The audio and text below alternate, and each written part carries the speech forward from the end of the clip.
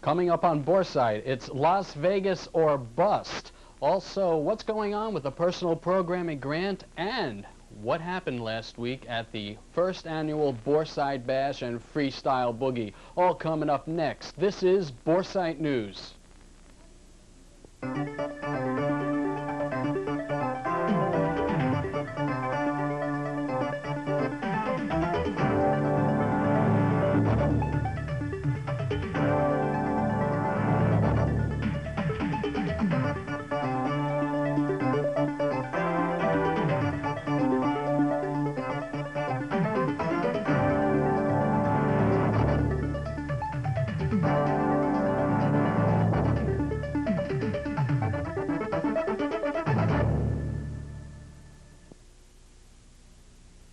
Welcome. This is Boresight News, and I'm Sean Kenny here in New Jersey. And we have an incredible show tonight. We really do. And here's Karen to tell you about it.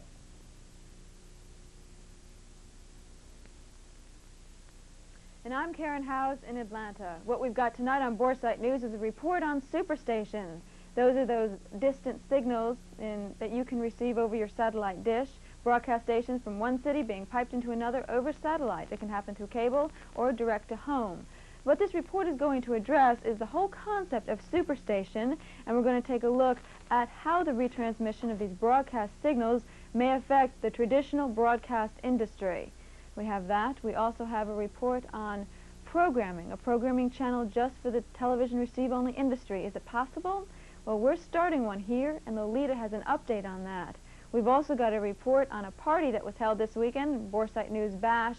A lot of people went. It was an open party. We invited anybody who wanted to come.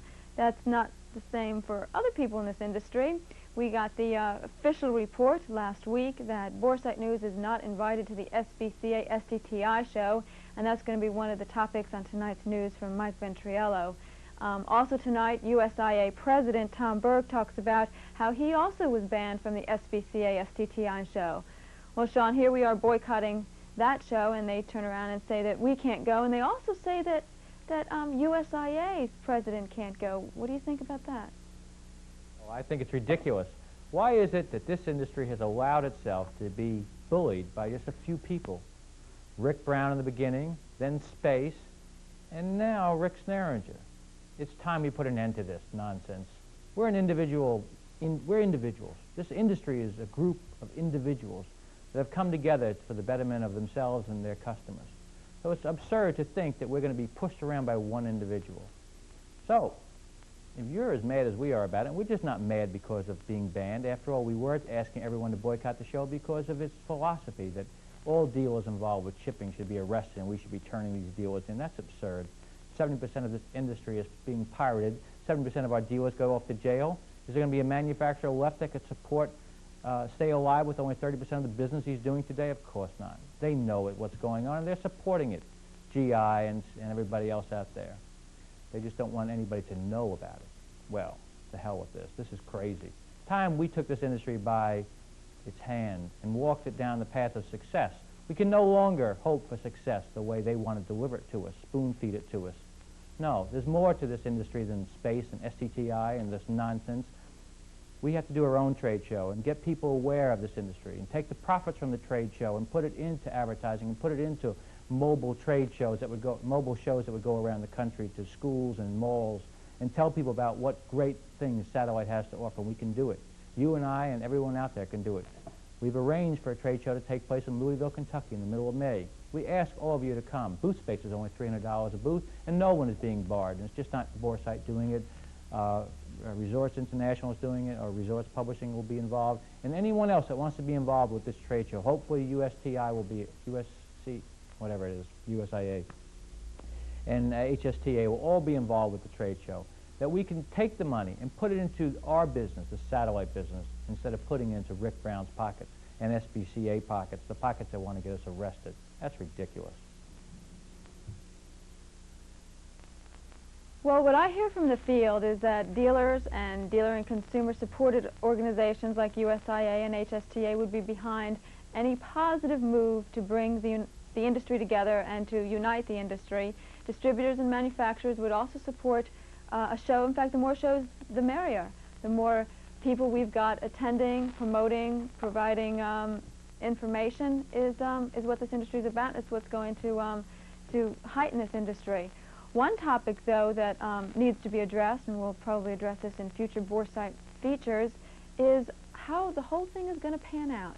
We've got the cable industry, we've got direct-to-home via C-band, and now we've got some major companies, Hughes, RCA, GE, HBO, pushing for KU-delivered direct broadcast satellites, which goes direct-to-home. They're proposing a KU system that doesn't go to, will not serve cabled areas. Where does C-band fit into this? I don't know.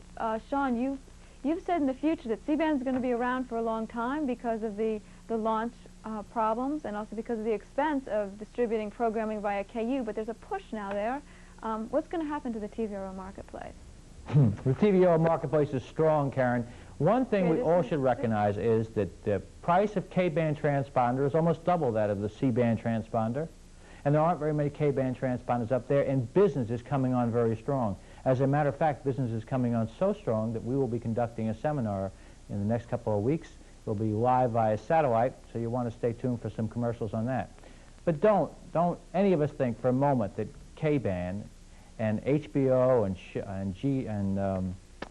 and who is it? RCA are going to dominate the entertainment field by direct-to-home broadcast. RCA failed miserably when they tried to do it with USCI with their installations. RCA was the installer on that great endeavor. They were installing 40% of everything they went after. So they're not going to be able to do it. They're going to have to go to dealers. And when a dealer has an opportunity to sell a C-band system that he's making good money on, and there's 125 programs, or a K-band system where there may only be 20 programs. Remember, most of these K-band systems are not tracking right now. They should be, but no one engineered it that way. So none of them are tracking. So they're going to lock everybody up on one satellite? That's crazy. You think people are going to buy that when they can buy a C-band for close to what they can buy a K-band for and get 125 programs? So what if the dish is 3 or 4 feet bigger? Who cares? This is a great industry. And to prove it, we invite you to come to Louisville and see what wonderments this industry has to offer. You as a possible investor and dealer in this industry, and certainly you manufacturers that are involved in it today. So stay tuned for the rest of Boresight, and thanks for watching. Good evening, I'm Mike Venturiello. As you're probably well aware of by now, Boresight News has not been issued press credentials to cover the STTI SBCA trade show in Las Vegas. That decision was made by Rick Sneringer, president of STTI, who reportedly told Boresight supporters calling his 800 number in protest that the trade show is a private party, he baked the cake, and he's putting on the candles. Mr. Sneringer's decision shouldn't come as a great surprise when you consider his actions during the STTA SBCI trade show this past September in Nashville. Am I going to have to have so he can take this gentleman over there is taking pictures. What about this? What about that? John, you want out of the show, too? No, but I don't think you want to do that. All right. Yeah, you're not the judge on this thing. I mean, he's taking pictures. Yeah, your booth will be gone in the morning now. You're out of the show. Oh, I think that's a symbol in there. Dealers might leave. Forget this show over there. See what happened, you know? Don't hit your button. Services for what was rendered. I don't want you to. Wait, Rick, you can't do that. This is news. You're going to tell him he can't report a conflict? Don't tell me this is private property. Rick, you're going to tell me that he can't report it? You're going to tell me nobody can report it? Rick, the whole...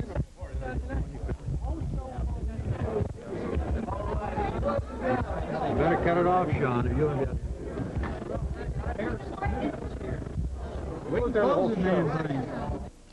Now, although Mr. Sneringer reconsidered in Nashville, he hasn't yet changed his mind about allowing Boresight to cover the trade show in Las Vegas. It must be noted that Mr. Sneringer was offered equal time on Boresight, but he declined, opting instead to bar the only TV news service targeted to the TVRO industry, thus denying television coverage to the distributors, manufacturers, and industry groups that are exhibiting at the show.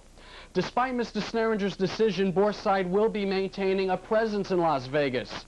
We have reserved the hospitality suite at Bally's, which will be used to conduct interviews that would normally be done on the trade show floor. And we realize that this may be an inconvenience, but we urge you to stop by and talk to us.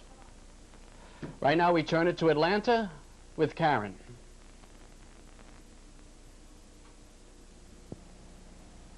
Thanks, Michael. Direct broadcast satellite over high-powered KU has been the topic of much discussion, negotiation, and debate recently.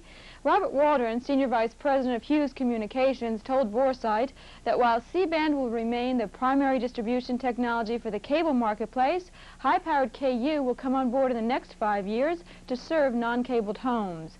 GE Americom, who will be Hughes' primary competitor in the DBS business, expects nearly 2 million subscribers by 1992 and over 3 million in 1996. The two companies are planning 2 separate satellite DBS systems.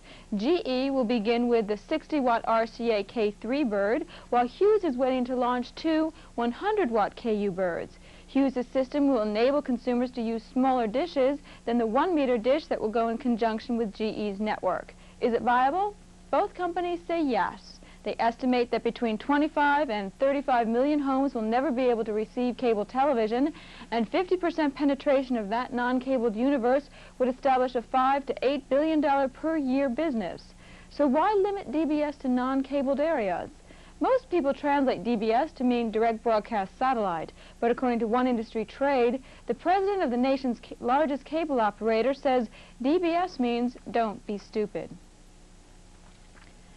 April 10th will mark the first time a presidential candidate spurs grassroots support via high technology. Last election, it was the farmer and his tractor. This time, the farmer still has his tractor, but sitting next to it is a satellite dish.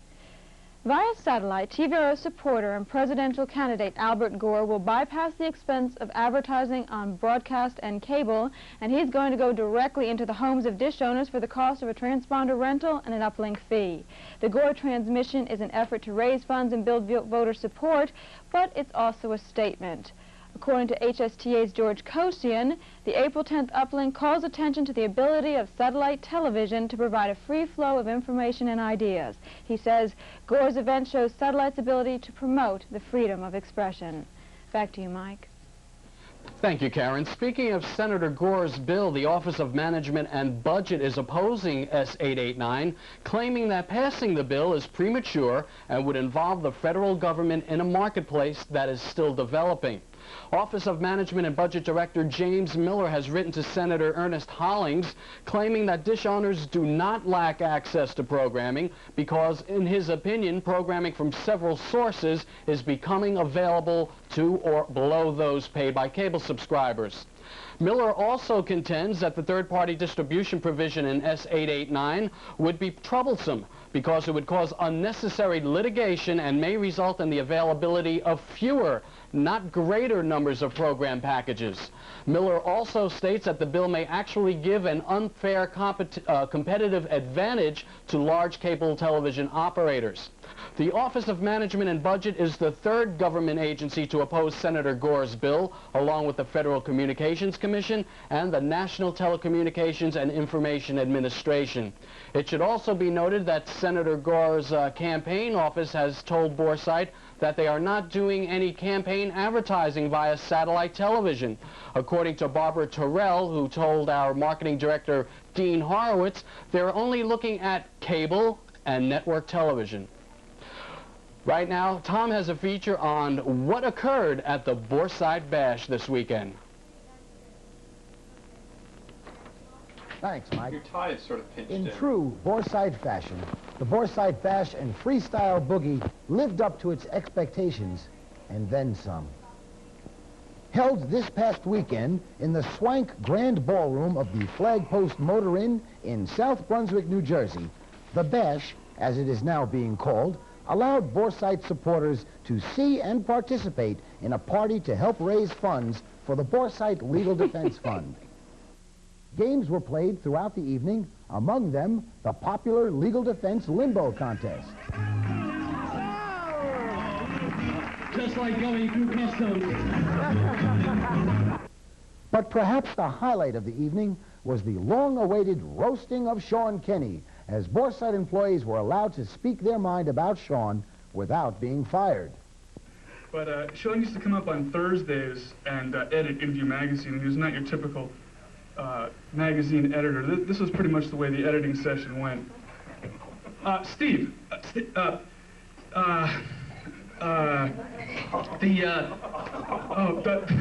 color, but it's not, and you just do something.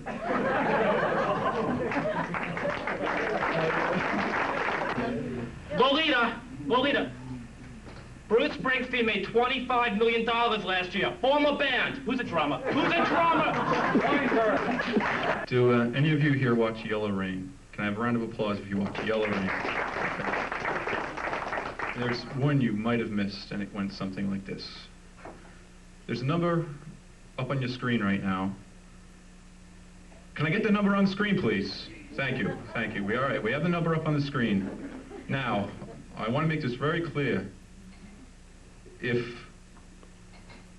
you only call this number if you have an authorized VC2 already in your household and you live in the borough of Brooklyn.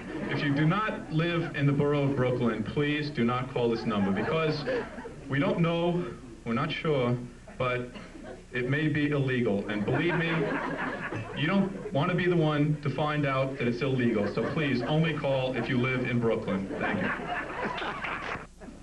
you. Sean's been known to think high concept while living a low-rent lifestyle. For example, I've been told we can do downlinks anywhere in the United States for presidential candidates, but no, Michael, you can't have a Rolodex. Sean told me to get rid of my trusty typewriter and start using my word processor, which, by the way, develops amnesia every time somebody with a sweater walks by. But hey, that's okay. The one thing that really drives him crazy is cigarette smoke. Where are you going? The lighter. Watch the what? This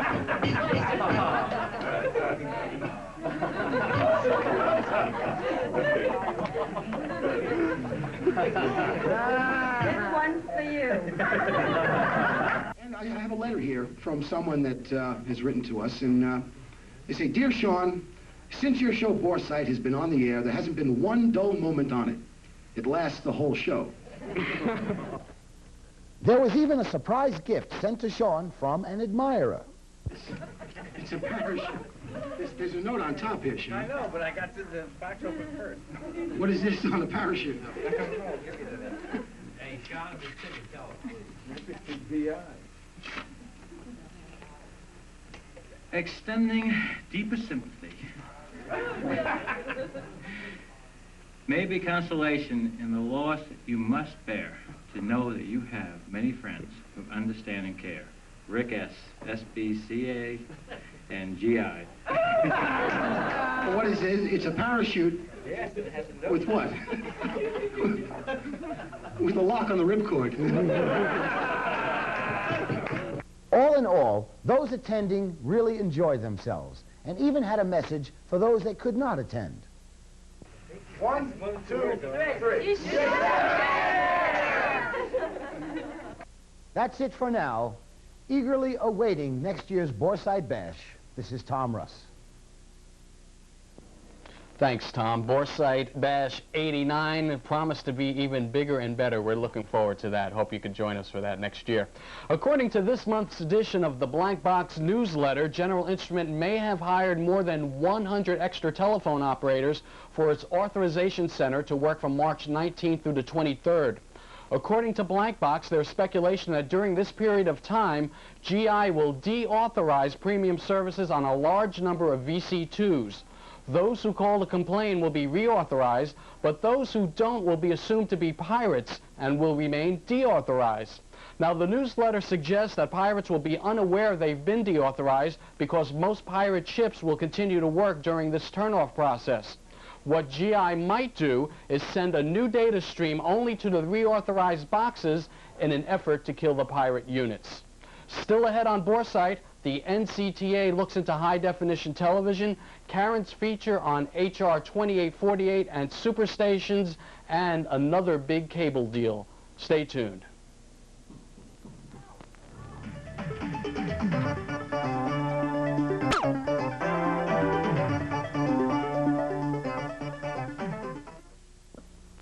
Announcing a special deal on Satellite TV Preview, a complete weekly satellite TV guide. Just mail us the cover of the guide you presently receive, and we'll give you a special deal of just $36 for a full year of Satellite TV Preview. That's $10 off the regular subscription price for Satellite TV Preview, a great guide. And all you have to do is send us a cover. And we'll send you Satellite TV Preview, the most complete weekly satellite TV guide.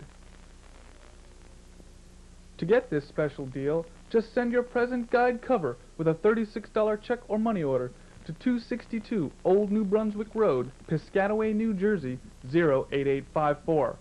Visa MasterCard orders call 800-876-6121. Call today to save $10.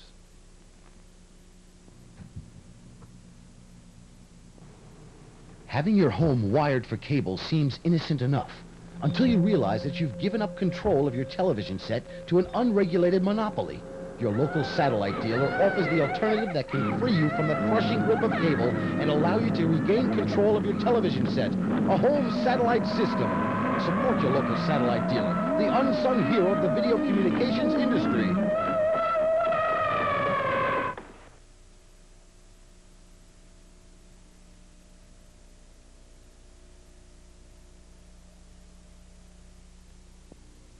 Don't buy this tape if you want to cheat the system. Buy it if you want to learn how the system works. This 2-hour video entitled VC2 Bible, the New Testament, explains how to recognize the symptoms of an ailing video cipher and how to treat them. The tape also introduces you to the newest software programs. Software that simulates the video cipher. Software modification for the video cipher and how to use your computer with the video cipher. For your 2-hour instructional New Testament, call 800-876-6121. In New Jersey, call 201-562-0080. Visa and MasterCard orders welcome. Or send check or money order to VC2 Bible, the New Testament, care of Network Productions, 262 Old New Brunswick Road, Piscataway, New Jersey, 08854. $39 plus $5 shipping and handling. We encourage all programmers to purchase this informational tape.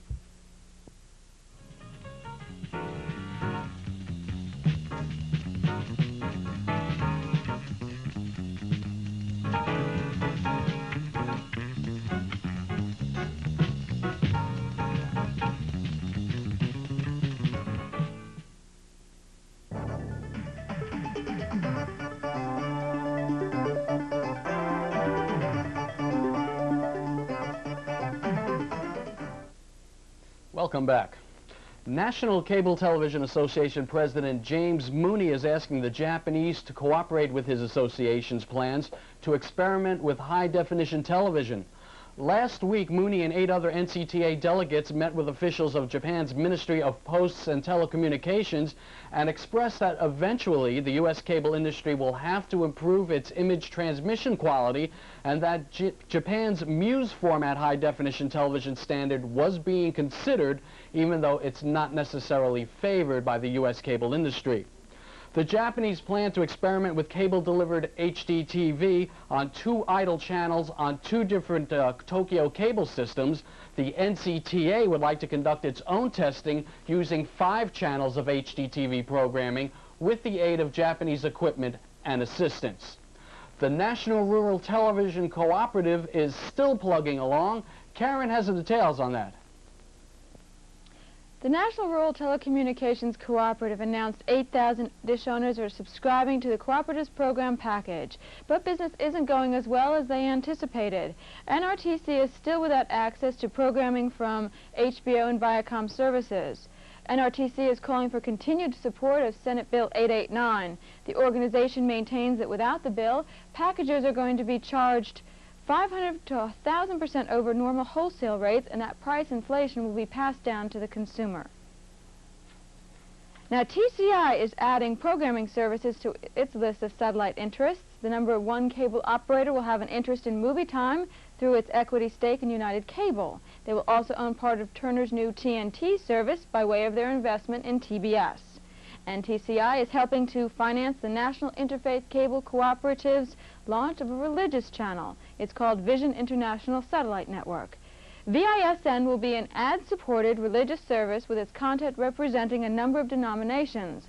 According to Bob Thompson, Junior Vice President at TCI, cable operators will fund the channel's startup costs, which could amount to nearly $5 million before advertising revenue can offset the deficit. Cable investors in VISN are not looking for equity control or in TCI's stake a return on their investment. According to Thompson, the venture is one stimulated by public interest. Still, some existing religious networks have expressed concern over the cable industry's interest in providing consumers with a religious service. TCI says the dish industry is invited to participate in the launch of VISN. A consortium of TVRO manufacturers, program packagers, or retailer distributors interested in contributing capital to the launch are welcome, but so far none have come forward. TCI has an interest in nearly 20 programming services delivered via satellite to cable homes and to dish owners. TCI also has an eye on expanding its subscriber base. We're going to go to Mike in New Jersey for that story.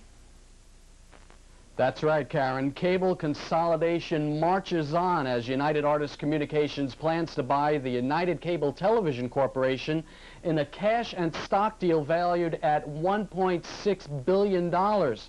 Both companies, by the way, are partially owned by Telecommunications Incorporated, the nation's largest MSO. TCI will own 52% of the new company, which will be called United Artists Entertainment Company. That merger, if approved, will form the USA's third largest cable company with over 2 million subscribers projected by the end of the year. The new company will also own and operate over 2,000 movie theaters, making it the USA's largest theater chain. Assets of the new company, with its combined holdings in cable, theaters, and real estate, are reported to be $5 billion, exclusive of debt. We turn it back to Karen. She has a special report on H.R. 2848 and the superstations. H.R. 2848 is about the superstation. If passed, it will give common carriers the right to sell retransmitted broadcast signals to dish owners.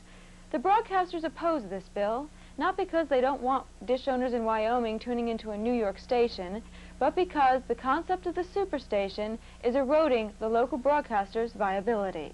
H.R. 2848 to us seems overly broad and unnecessarily destructive of the individual program licenses negotiated by local broadcasters.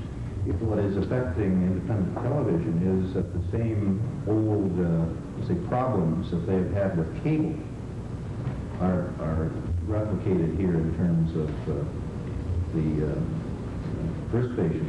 From the broadcaster's side, Southern Satellite, United Video, and Eastern Microwave slipped into business by way of a loophole in the Copyright Act.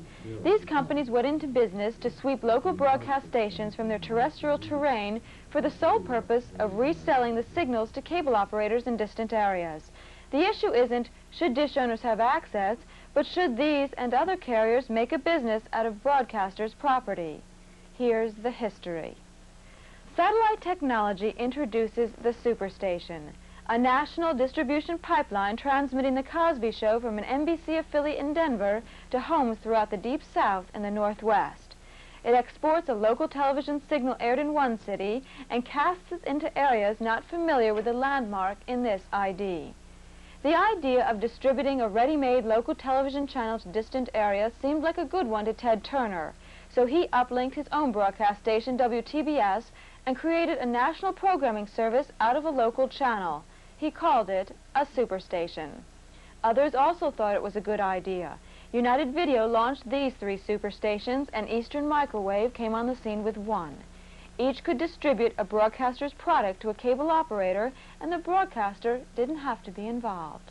The man, Henry Tillman, the mission... Find a way to tell New York that Channel 11 is bigger and better than ever. Henry, you need a big idea, right? You've got terrific comedy. Now look, There's 11s everywhere. Great movies. Into salt and pepper. News.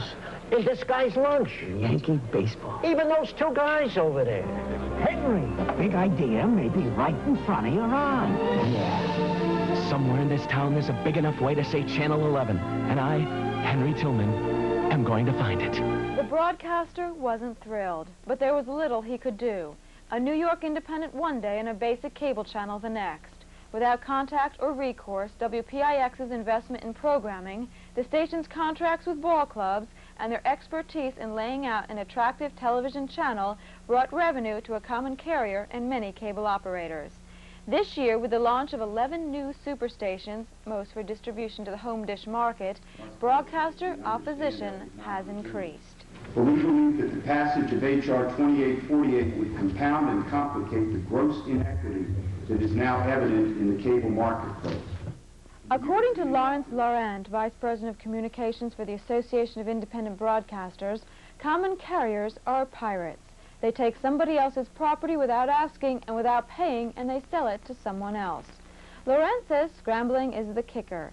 It's like a thief who steals your purse and runs into a police station asking for protection so nobody can take it from him. Laurent believes if United Video wants to resell what WGN offers, they ought to buy the same programming, put it on a transponder, and then sell it to whoever they please. United Video's Jack Riley says what they are doing is legal. He says he's a passive common carrier who is covered under a provision in the 1976 Copyright Act. The provision was originally designed for AT&T.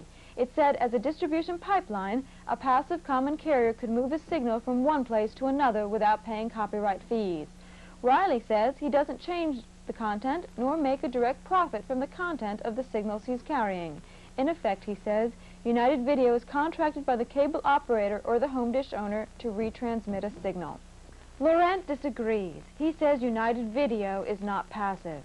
Like a loophole in a tax law, these common carriers founded a business on the thin line separating passive from active. Broadcasters maintain that when AT&T carries an audio signal from point A to point B, then that's passive. Or when Atlantic Satellite uplinks this show, well, that's passive as well. But when United Video markets WPIX as the home of the Yankees, or when Eastern Microwave scrambles WOR's lineup, then that's not passive, but expressively active. Broadcasters are opposed to 2848 because it extends the inequity provided by the 1976 Copyright Act. Preston Patton, president of the Association of Independent Broadcasters, says the bulk of a broadcaster's cost is in his programming. Television programming is very, very expensive. Currently, programming expenses account for about half of the cost of operating an independent television station. Here, a station buys Cosby for $250,000 and Netlink sells it to a cable operator for 67 cents a subscriber per month. Cosby gets his copyright compensation, but what does the broadcaster get for supplying the product? Not a dime. Netlink is making money off of somebody else's investment. The issues go on. What about the uplinker carrying Cheers into an area where the town's local broadcaster could only afford Mayberry RFD? The local loses viewers to a distant signal, and he loses advertisers as well. What about Barney Miller piped into a market where another independent station had paid a high price to be the only distributor of the show in his coverage area? Should the local station sue the syndicator for not providing exclusivity? H.R. 2848 is not as simple as, let's let a dish owner amass his mill watch the Yankees. Who gains the most from it passage is the common carrier. Who stands the most to lose is the local broadcaster. What does this mean to the dish owner? It means when you pay Eastern Microwave $19.95 to receive WWOR, you're giving the carrier $18.51 to retransmit a ready-made television signal. The cable operator pays $1.20 for that same retransmission. USA, a service which has to buy its own programming, sells to the dish owner for $15.95 per year. What all this means is that to the common carrier, the dish owner is a gold mine, and H.R. 2848 is the carrier's ticket to dig.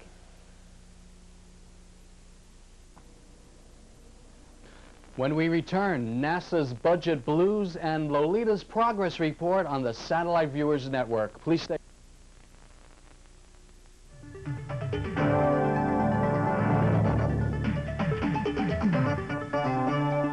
Are you tired tired of listening to buzzwords and not knowing what they mean? What does VSAT mean? And what is this new one, business television?